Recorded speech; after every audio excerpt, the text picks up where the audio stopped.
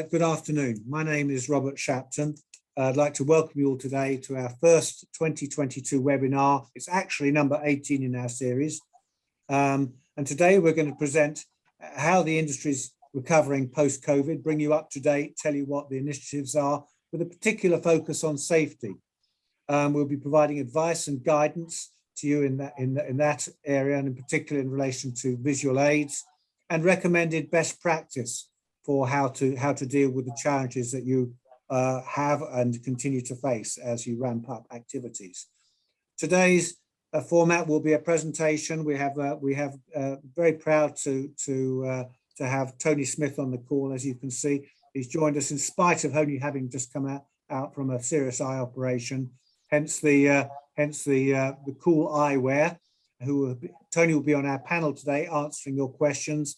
For those of you that don't know, Tony is the inventor of the PAPI, and we're very delighted to tell you that in April, Tony will be making a special presentation on the topic of PAPIs, a masterclass, in fact, explaining how they work and how to install and maintain them to perform at their optimum. But kicking off today, we have Keith Costell, who is giving us a presentation on compliance and competence. Now, before I let Keith loose on you, I'll just say that we've got a Q&A box on the bottom of your screen. If you have any questions, we will take them at the end of the webinar. So we will go through all of your questions. We're going to stick strictly to time. We'll have 20 minutes for that. And in the unlikely event we haven't got enough time, we will answer them afterwards, and answers will be posted on our website. So without any further ado, Keith Costell will tell us all about compliance and competency in the context of Runway to Recovery. Over to you, Keith. Yes, hello, good morning, good afternoon, good evening, wherever you are in the world. And as Robert had said, compliance and competency, very, very important. And this embraces safety. And we are moving into the world of digitalisation and we now have adopted in our industry the industrial designation of airport 1, 2, 3, and now we're at 4. And it is all about digitalisation. Connect, predict, execute, and collaborate. And the key issue that is very important, and it's really our call sign in many, many ways, both in compliance and competency. You can't manage what you don't measure. Next slide, please, Robert. And airfield lighting has always been critical to safety, operational continuity, compliance, etc. And the international standards ICAO associated with regional standards and national standards. But we can guide you through some of the standards, some of the documentation which can be a little daunting to have a look at. So we will be discussing at different times in different webinars, design, installation, and maintenance, etc. And basically the compliance element of how to measure lights, signs, PAPIs, etc. And the equipment that you need to use, which we mean is accurate, repeatable equipment. Next slide, please, Robert. So in our webinars, what we're planning, it's on the last Tuesday of each month, and today, Runway to Recovery, and this safety, compliance, and training. In March, we will do lighting measurement, understanding about light intensity, etc. So whilst we're working in this industry, some of us don't really understand what we're talking about. And it's important to understand why we need to measure and manage our lighting. PAPIs, as Robert has already spoken about, is going to be a great subject, and we are thankful to have Tony with us. And and then we'll go on to discuss about guidance signs, because that always has come up, and traditionally we've been unable to demonstrate demonstrate compliance with guidance signs. So it's something which a very important subject, especially when we talk about ground traffic management, the movement from the apron to the runway and from the runway back to the apron. And we have moved into our digital world, and our digital world will move towards predictive maintenance in our airfield technology. And what I would like to say, if you do have any questions and any subjects that you really would like us to please get in touch with us. We would love to have your view on the subjects that you'd like to see us covered in this series of webinars, free webinars this year. Next slide, please. So today's agenda on runway to recovery, best practice, training, and then we'll have the discussions as Robert has explained. Next slide, please, Robert. So runway to recovery. Next slide. I'm going to use EASA, one of the regional authorities, and the reason I'm using EASA is because TMS, we are based in Europe and geographically in Europe, following Brexit here, but EASA have a great communication system, and they have a subject and a regular news called AirOps News, and I would recommend that you register with the EASA, because whatever it is discussed, whilst it's directly appropriate for Europe, it is equally appropriate for all regions of the world, and it's a good subject.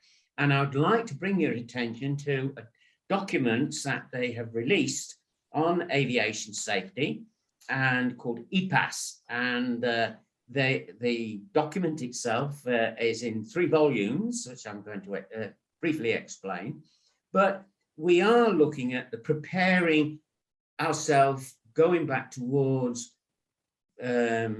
operations, normal operations prior to COVID. So it is a very important subject, because there has been aircraft parked up on runways, etc. Traffic density has been very, very low, but we are now slowly seeing the world opening up again, thankfully. And we will look at, so the runway recovery process is really the subject of our times. Next slide, please, Robert. And Keith, we're going to post links to these websites to which you're referring and documents on our website. Yes.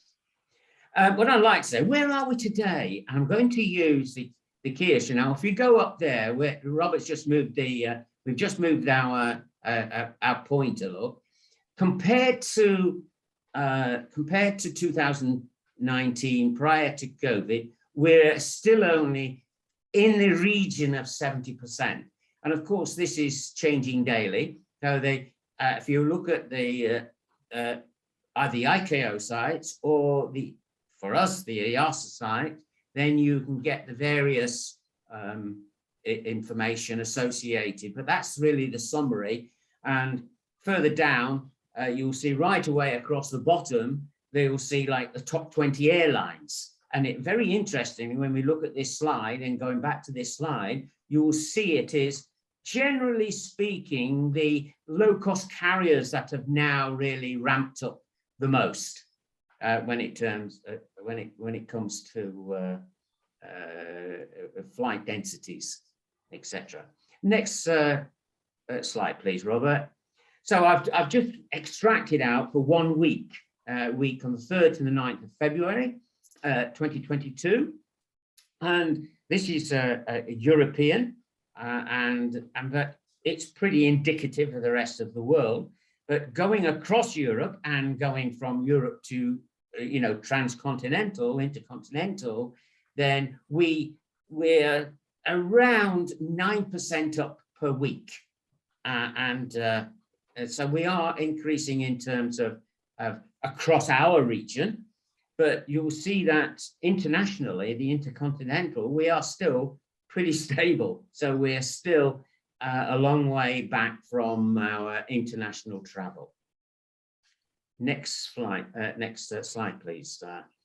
Coming back to this EPAS that I mentioned, the European Plan for Aviation, and 2022 to 2026, 3 volumes, and I've just extracted a few titles in yellow that you'll see there. Volume 1 is about an introduction and the strategy, but volume 2 is about actions, and I've pulled out 2 particular chapters, two systematic safety and competence of personnel. And in volume 3 is a whole range of elements associated with safety and the risk portfolios, etc. And there's one chapter particularly about aerodromes. So I bring you to attention, they're free to download off the EASA website. So please have a look at them. Very, very good documents. Next slide, please, Robert. The other element is that in EASA is a part of the safety scenario is the together for safety process. But they issued a safety report in August, last August, about the degradation of skills due to lack of recent practice. Well, naturally, with aircraft parked up, then runways were closed.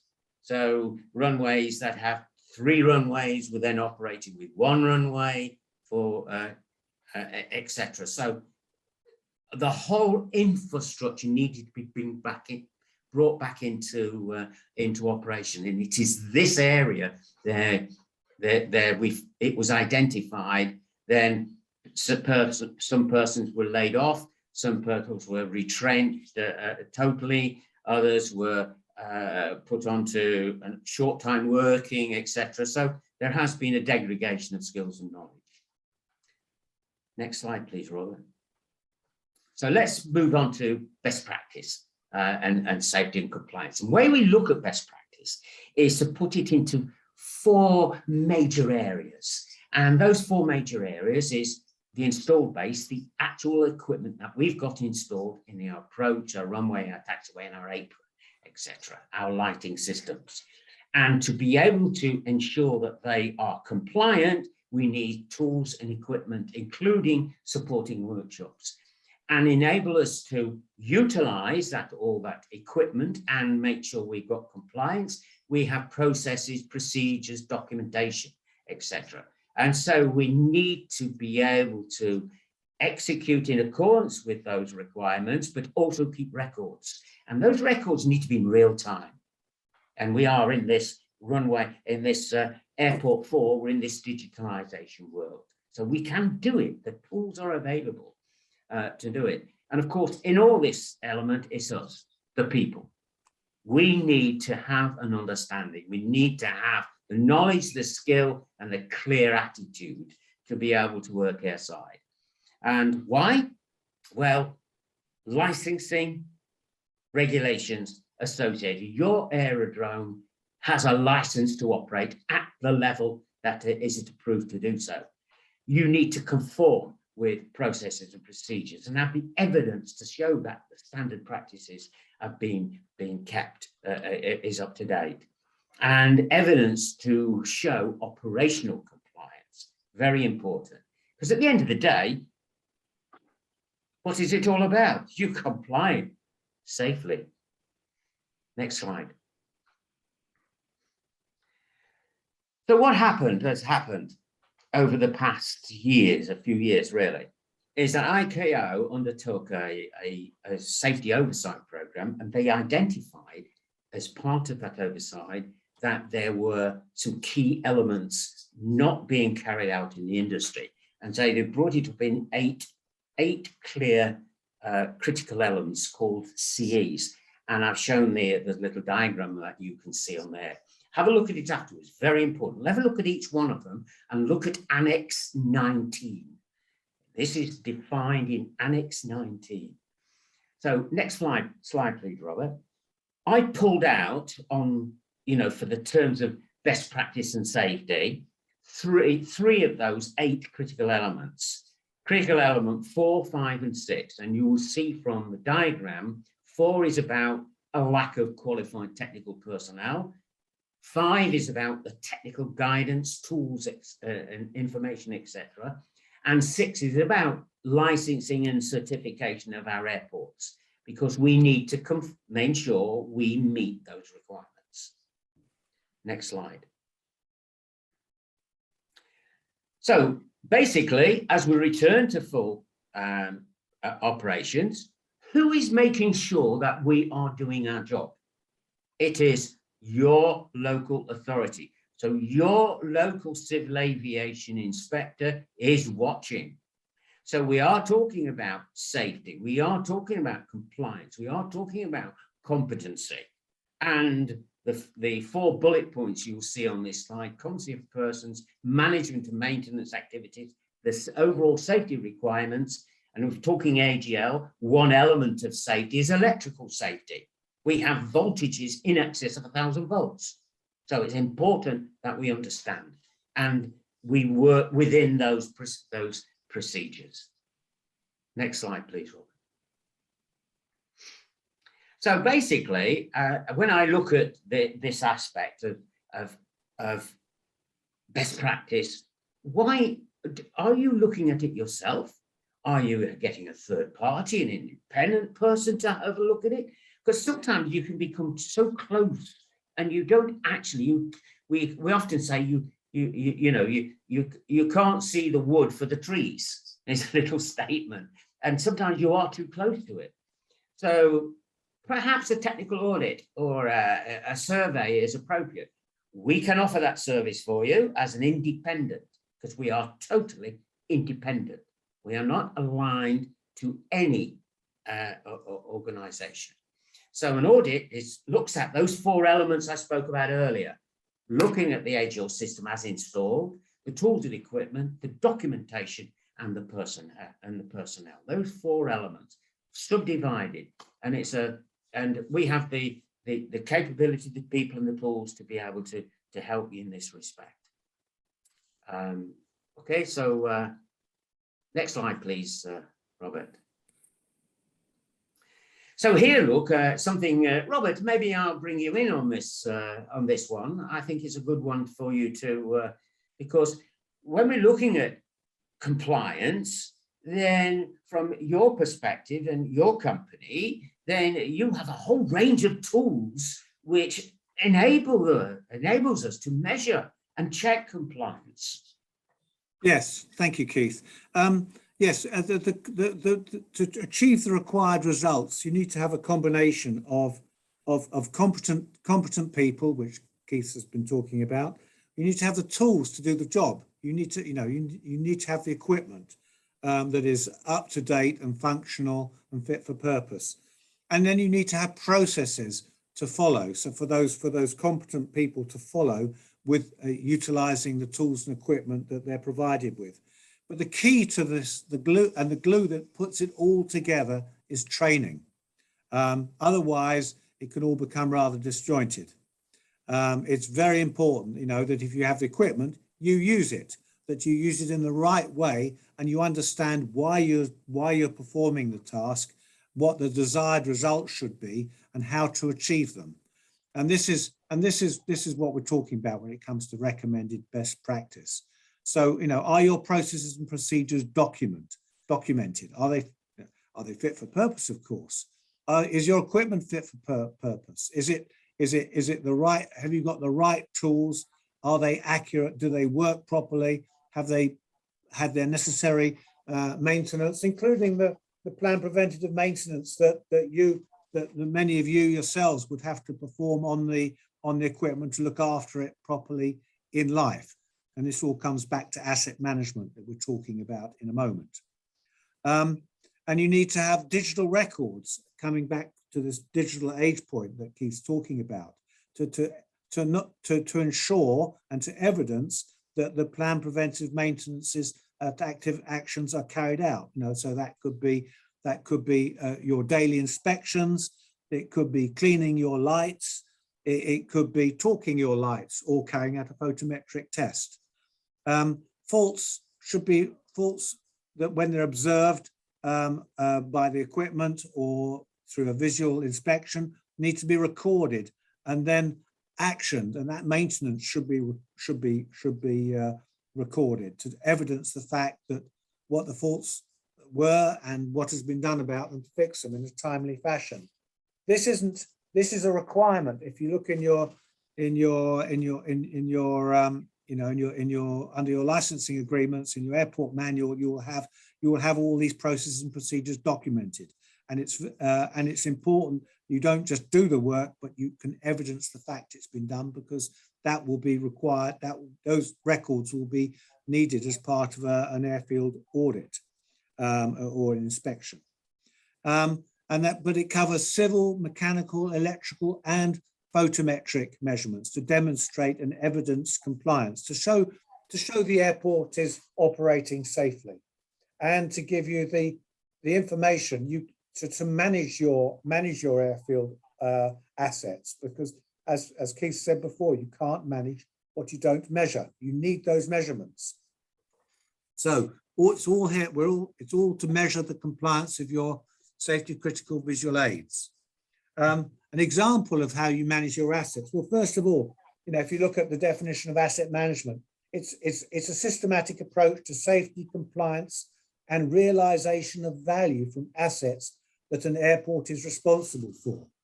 Of course, it's mandatory. You have to, your airfield has to be compliant in certain key respects. For example, serviceability of your runway lights. It is also key to safety that you manage your airfield assets in compliance with the standards.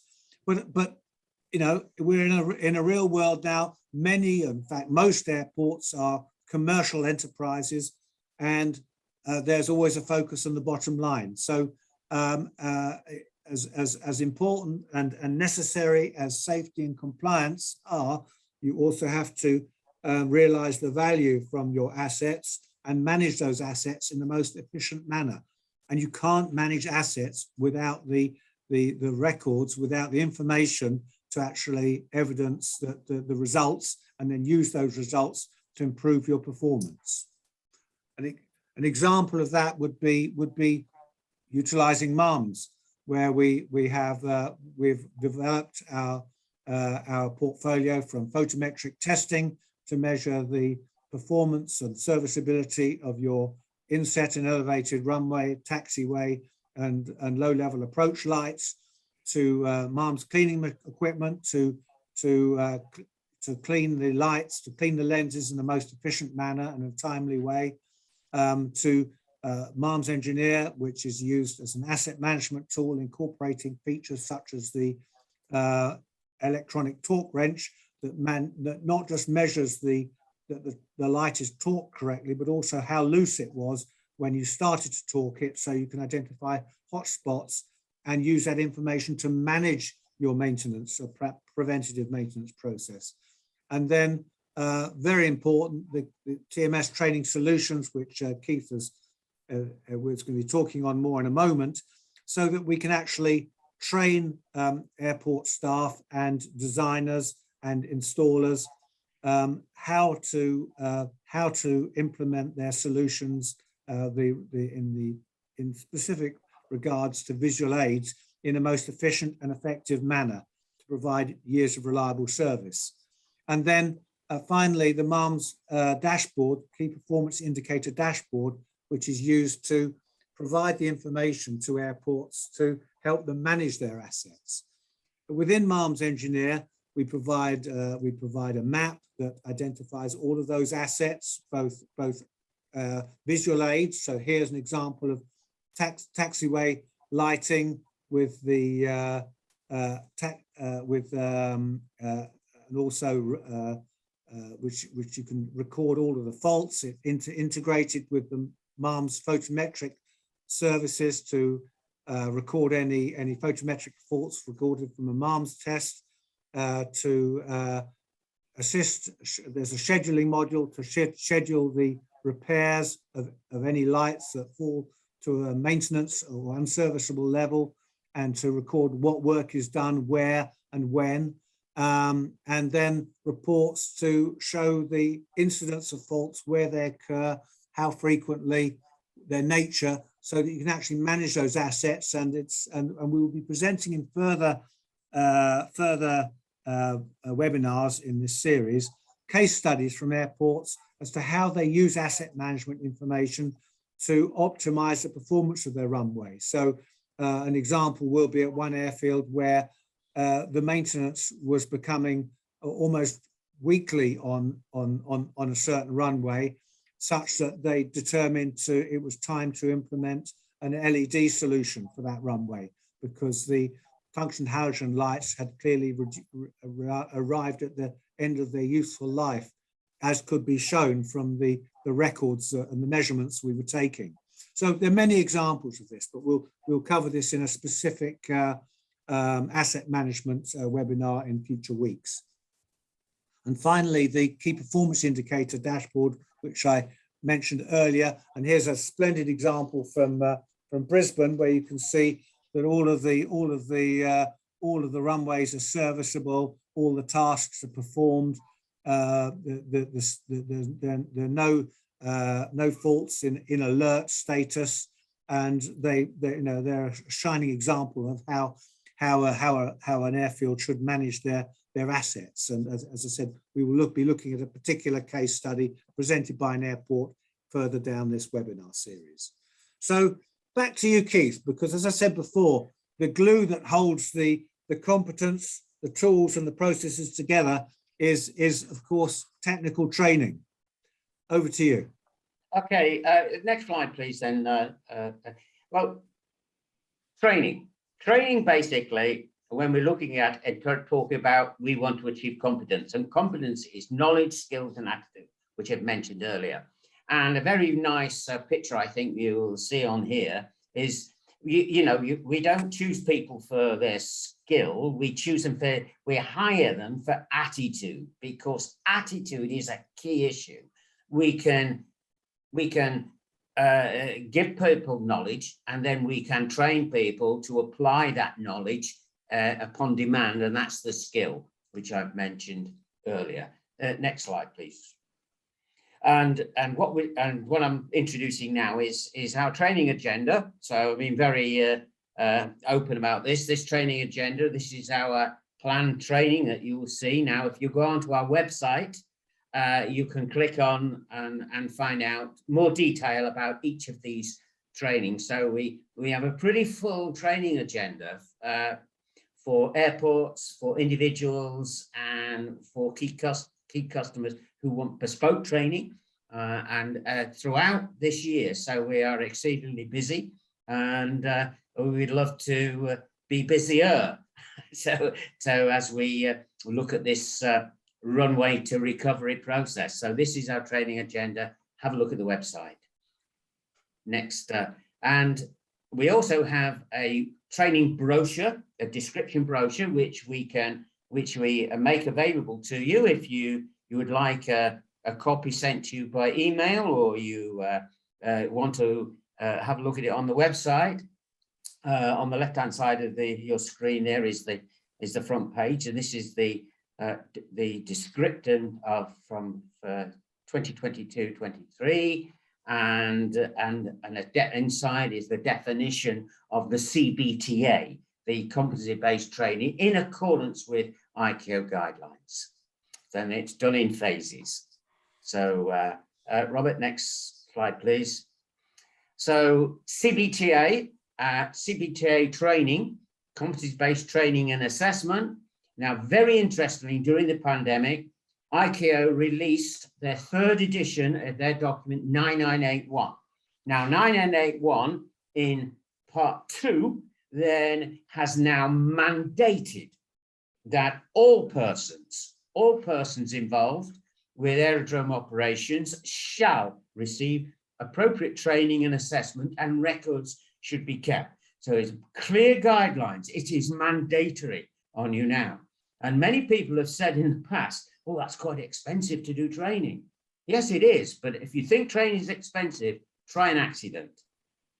And another statement at the bottom, which I've heard many times, what if we train people and they leave? I said, well, what happens if you do not train them and they stay? Next slide, please. So a key message. What is for us? What is competency-based training? Competency-based training, competency, it's a combination of skills, knowledge, and attitudes required to perform a task to a prescribed standard. We have standards in airfield ground lighting. We need to ensure that we are competent to be able to perform the work, whether it's installation, when it's design, installation, commissioning, maintenance, operations, etc. Doesn't matter, wherever, or even the regulatory personnel need to have that understanding. So they need to be competent as well. Next slide. And it's a systematic approach. So we define competencies, we train based upon the competency needs, and there is an ICAO document 9868, which also gives additional guidance in this respect. Next slide, please. So when we're looking at competence, and we can call all ourselves, no matter we designer, installer, maintenance, etc., operator, we're a practitioner of some description. And so a license can be issued by an airport authority. It can be issued from a training establishment or an organization of academy, or it could be from a third party like an accredited educational institution. But certificates of competence are only valid for a period of time, and that can be in a region between 3 to 5 years. So it means that refresher training, continuation training must be carried out. Next slide, please. And what I've done here, look, is I've put together a flow chart, which will enable you to have a look at your own departmental needs, your own airport needs, and looking at our AGL and how we select. Ideally, if we're going to select somebody who's got some experience of airports, ideally, then and pretty essential is that they've got an electrical qualification. But when we look at it, we do some basic training, we do some qualification training, depending on your job function, designer, installer, maintainer, etc. And then we assess that competence of those 3 elements of knowledge, skill, and attitude, and then we recognize it. But once we've recognized them, we can then work effectively on our airfield. But periodically, we need refresher or continuation training. And if we've got a job change, then we need to do some development training. So there are the 4 areas associated with the phases. Phase 1 is basic training, phase 2 is qualification, phase 3 is continuation training, and phase 4 is development training. So I think it's pretty self-explanatory there. Next slide, please, Robert. So from a training perspective, then when we look at airfield ground lighting, or aeronautical ground lighting is the formal international name for it, aeronautical ground lighting, then we've said that you have to have an electrical training discipline. But when we are electrical engineers, electrical technicians, electricians, no matter what level we are, then all our training, our academic qualification training, has been based on constant voltage. When we go airside into AGL, we generally, because I'm not saying there is not constant voltage AGL systems, what I'm saying is most of the world, 98% of the world are based on constant current. Constant current is a different way of looking. It can kill. And therefore, that we need to have some international collaboration so that we have some technical guidance which defines the standards that an AGL person must meet, etc. So this is a call for international participation in this process, so we can be recognized internationally. and AGL can be recognized internationally. And from my perspective, I'm very being fortunate. I have been asked to participate through the, because I'm based in the UK, through the British Standards Institute to assist in the IEC, the International Electrotechnical Commission, to write a chapter on competency and assessment, etc., on CBTA, to include in future documentation. So, I think it's very important. But this is a call. Let's collaborate together. And so they could spread and have this standard worldwide. So we'll all understand it. Next slide, Robert, please. So I'm going to say, look, you can't manage what you don't measure. It's a real key message. So now what we want to do is to move on to the next slide, Robert. Thank you. We're going to move on to our Q&A and some discussions. And I have one which I want to start off with.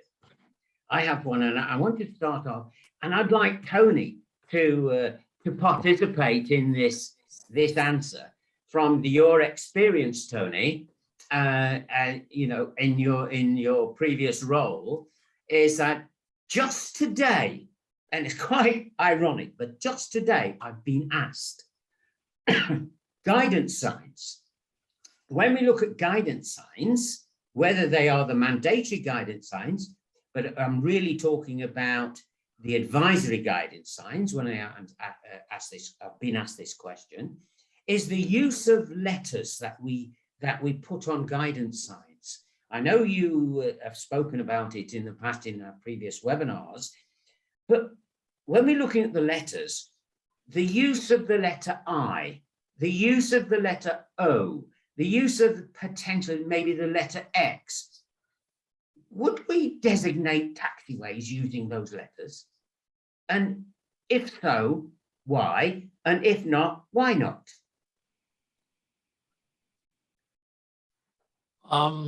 Well, it's interesting. You mentioned this to me earlier in the day, and we had a bit of a discussion. And just repeat what I said, really, that when the signage system that's now in Annex 14 was developed in the mid-late 80s, early 90s by the Visual Aids Panel, of which I was a member, they were done so that we got standardization, because a lot of confusion came. Different countries had different methods and different methodologies for a lot of their signage.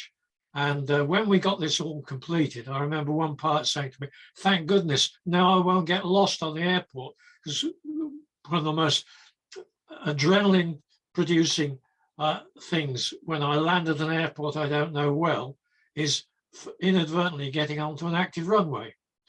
And so signage is a key part of the safety message. So we put a lot of effort into this, did a lot of trials, simulation trials and real life trials to come up with this methodology, specifying colors, sizes, and how it should be deployed.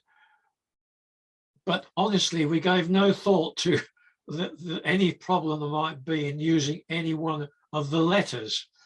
But this comment that Keith is referring to is an interesting one, because it occurs in other places. It even exists in Zoom, because if you get the password, they use noughts and I's, and sometimes you don't know whether you should be putting a naught or an O. So there is an issue in certain situations. What I would say is the way ahead on this, I think ICAO, it would be good if the ICAO documentation pointed out there could be an issue here, not necessarily ban use of I, X and O, but point out that there can be issues here in interpretation, and so preferably to avoid them. But on the other hand, I would say think of context. Across on the runway, painted on the runway, designates the that that runway is not serviceable in use. But that's on the runway. When you see that cross, a cross on a taxiway sign, you're looking at a taxiway sign. Taxiway, there are signs which designate no entry in the portfolio. So if you weren't to use that taxiway sign, you'd use the no entry sign. You wouldn't put a cross there. So I think you've got to take account of the context in which they're going to be used. I hope that's useful, you know. No, thank you, Tony, because you know, it's a question that came up today, you know, quite, as I said, quite ironically, and the question was about the letter X rather than the letter O and the I, but as we know, O can be in a lot of contexts can be misinterpreted for a zero, and I and an L can be mistaken as well. So those kind of issues. Thank you, Tony. Tony, Keith, there's a question here from Mohammed Asjad, who welcome back from last year. I recognise your name from you joined us in our last year's webinar, so thank you. And Mohammed has asked us to define what we mean by the term safety critical visual aids, Keith. Well, I personally would say they are all safety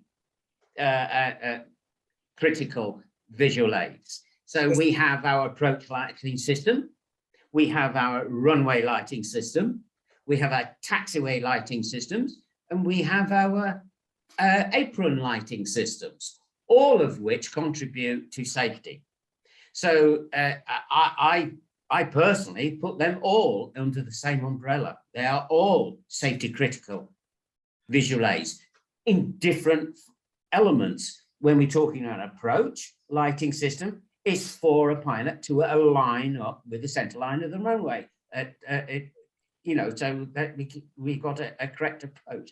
The runway is to delineate the extremities of the runway, etc. And the other lights on the runway, like center line, touchdown zone, and lead-off lights, which designate taxiway lights, but lead-off lights is a guidance for guidance. And when Keith, it comes Keith, to, can I just mention, you mentioned the lead-off lights. yes, I just want to share with you that in our experience of measuring runway lighting for compliance, very often rapid exits are ignored in the process, and the condition of those lights is often absolutely terrible because they're not considered by some as runway lights. They don't get cleaned, and they can often be very heavily contaminated and almost invisible. And given that they are much lower intensity than the actual runway lights, I just would stress the importance of those to our audience, and the critical nature. Critical is how critical it is that they are maintained equally well, kept clean and serviceable. and of course they are in what we call a critical part of the of our runway taxiway facility, because if you're looking at rapid exit, and we're talking about exiting a runway, I know, somewhere in the region of 80 kilometers an hour or more. This is rapid exit by a designation. And of course, runway aircraft wheels, when they're turning, then rubber gets burnt off on them. And also the element associated with the light intensity. Then we have had these discussions before, Robert, and Tony, I think, will confirm this. We've had these discussions before, whereby they are designated as taxiway lights, then they have a photometric output according to the ISO Candiva diagram in Annex 14. But really, it's coming back to context, really, because dependent upon the location, those intensities maybe should be higher than in some applications than others. So when we come to measuring those lights, what standard are we measuring against for example, a rapid exit centerline light? Can I just say, look at this question with another hat on, as it were. What is safety critical? I would say go back to the time when your aerodrome was designed and the equipment was installed. Whoever did that design should have done a design such that it supported the necessary levels of safety, the type of operation that's going to take place at that airport. So if your airport, for example, is only going to operate to VFR rules, it's not going to be nighttime, or go a little bit further, it's not going to be low visibility procedures. Well, that requires less lighting systems to be provided. For low visibility operation, I'll talk about low visibility, not Cat 1, 2, and 3, because ICAO changed them. Its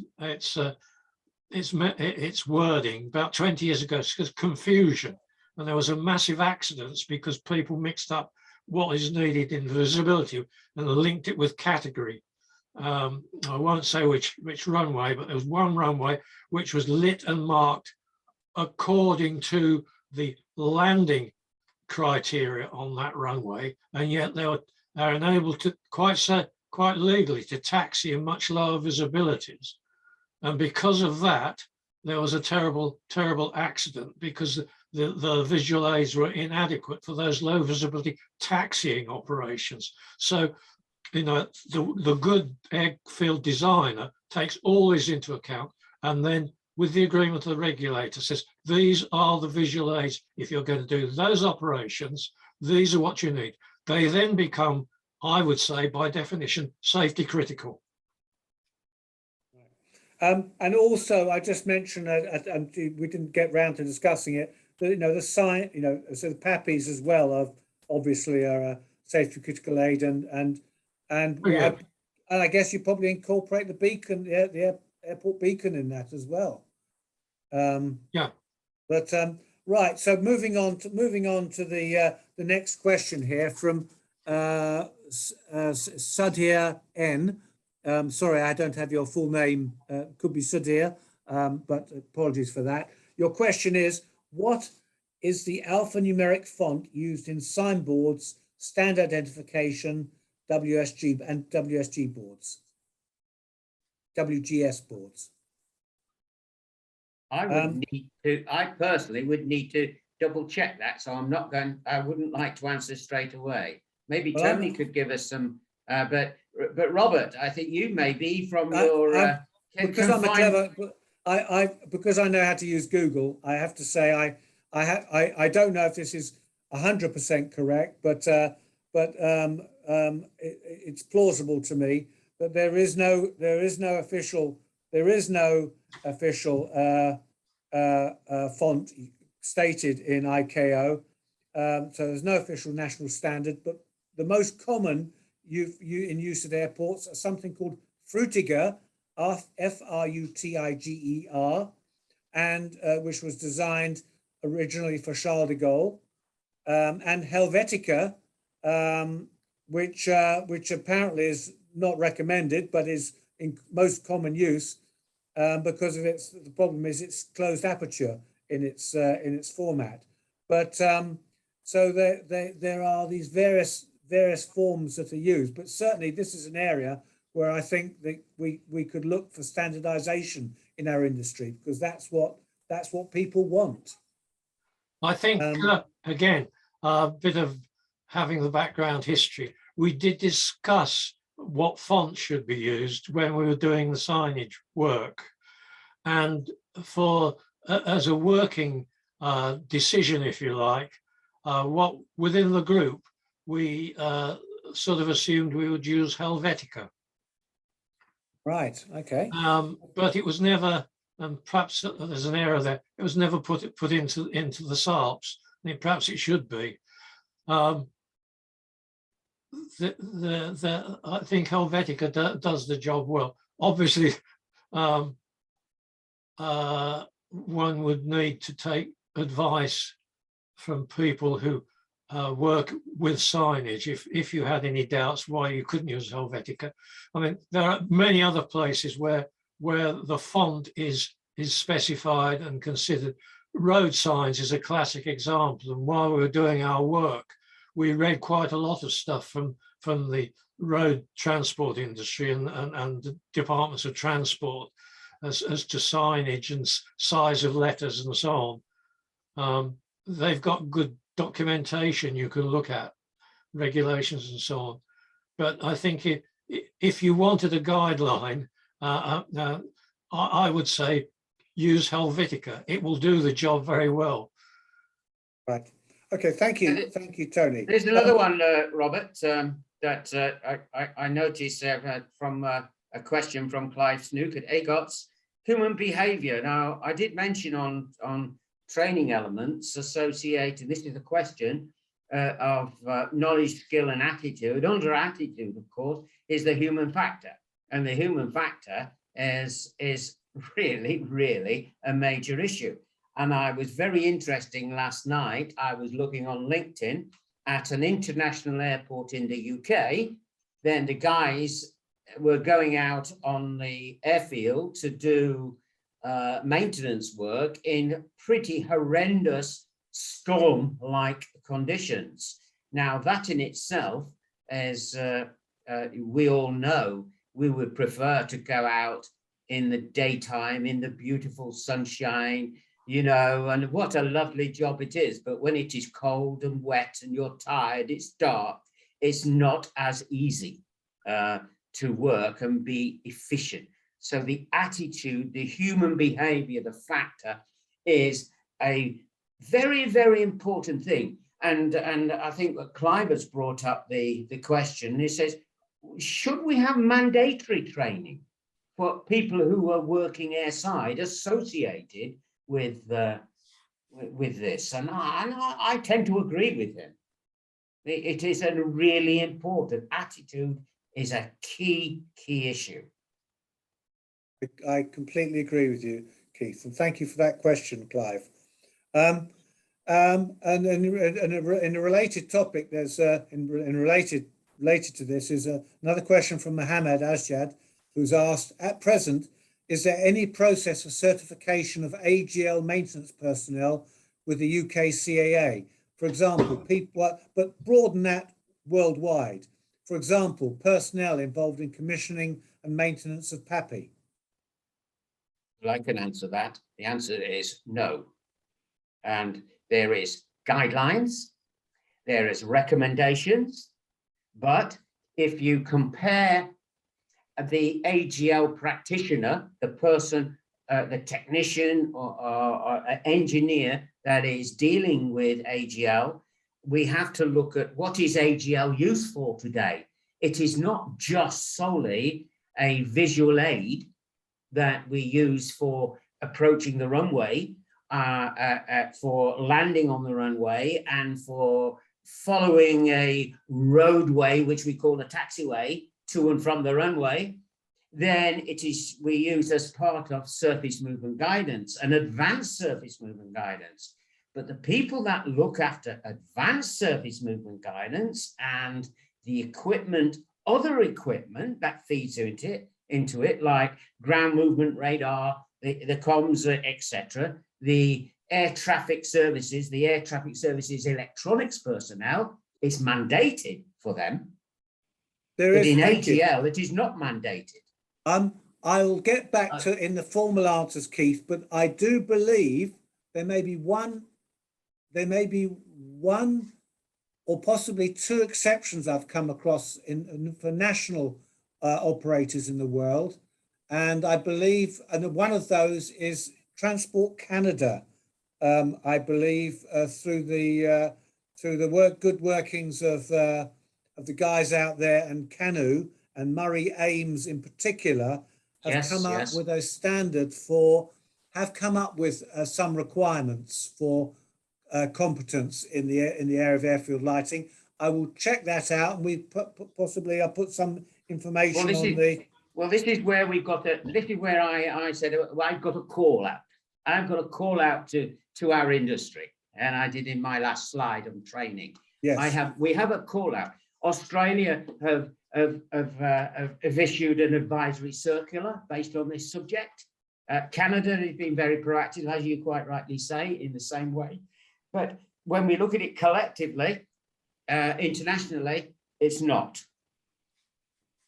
Right. That's why I say no. Thank you. And so one last, I think we've got time for one last question, which I think is aimed at you, Tony. It says, who is the most likely to determine minimum eye height over threshold for PAPI? Flight procedure designer or AGL personnel? The position of the PAPI clearly is a very significant safety issue. It needs to be done by someone who is capable, what could I use the phrase, of doing an aeronautical study. In other words, they're operationally savvy. They understand the issues of eye to wheel heights and harmonization with the ILS. You know, you can't, in the runway edge lighting, centerline lighting, so on, it's relatively easy to specify location. It's a standard pattern, and really any competent installation engineer ought to be able to put the pattern in the right place. But you need more, there has to be a working through of the conditions and situation in which that PAP is going to be used. And as you know from previous seminars, I think actually it's not that complicated, but the way ICAO has got it in its documentation, it looks frightfully complex. And I think for maintenance staff, and if you like, that line of servicing, people who just go and have the day-to-day maintenance, they can get the feeling, well, this thing here, I don't really understand why it's here and how it operates. What I'm hoping we can do is get the documentation in Annex 14 rewritten in such a way at least folk could get a fairly good grip on what's going on. I believe we could have 2 or 3 lookup charts by which anyone with a reasonable knowledge of operations could very quickly locate where the PAPI should be. You don't have to, I would think, go and spend £1,000 an hour on a consultant to do this. But as it's written at the moment, you probably do, because it's very complex. So it needs to be done. It needs to be done right. But I think we need to simplify the instructions on how to do it. But I think you're very correct. It does need to be competent. You unless you have either personal knowledge or you have calculation facilities that have the knowledge built in, if you like, then you're standing yourself and the operation into danger. It isn't that complex, but if you get it wrong, it can have serious consequences. Right, thank you, Tony. Well, we've reached the end of our time, and we're going to, as I said, we're sticking strictly to time in this series. So we're getting more questions in. Those will be answered. The answers will be posted. We'll send them to you directly, but also we'll post the answers on our website. So I'd like to thank Tony and Keith very much for their presentations, for the team, Damon, Felicity, and who've contributed greatly to the setup, the audio visual and preparation for this webinar. A recording will be made available tomorrow, if not earlier, for this webinar, including a section on questions and answers which have been posted. We will document the answers briefly to your questions. There's also, when you exit the webinar, a questionnaire which will take less than a minute to complete, and I'd really appreciate your feedback, especially suggestions for topics for future webinars. And indeed, the next week's webinar, Understanding Light Intensity, the next month's, so that's March, Understanding Light Intensity and Photometrics, which I think is Tuesday the 29th. Yeah. Tuesday the 29th of March, is in fact suggested by one of the participants on today's call, and I'll get in touch with you and be interested to know exactly what prompted you asking that question. But we will do that. Will be the topic of next week, for next month on the 29th, followed by PAPI in April, which Tony will be presenting, and we will go into more detail over the merits or otherwise the minimum eye height over threshold and the calculation for positioning PAPI. And so with that, I think a very important subject, Robert. Robert, could I just say, it just occurs to me, yes, the thing about PAPI sighting, one of the things we've got to get away from is tying everything to eye height over threshold. The thing that determines safety is wheel clearance over threshold. And the calculation should be the baseline. What wheel clearance do I want? And then build up from that, not start with eye height. exactly. It was exactly why my point was somewhat questioning, because Keith, and I think you can discuss with us next on that seminar the work you're doing with ICAO at present on this particular matter. So I'd like to thank you all very much. Thank you most of all everyone that's participated in today's webinar as an audience. Without you, we wouldn't be here. So thank you very much. Have a lovely month of March, and we look forward to seeing you on the 29th for the next one. Cheerio. Ciao.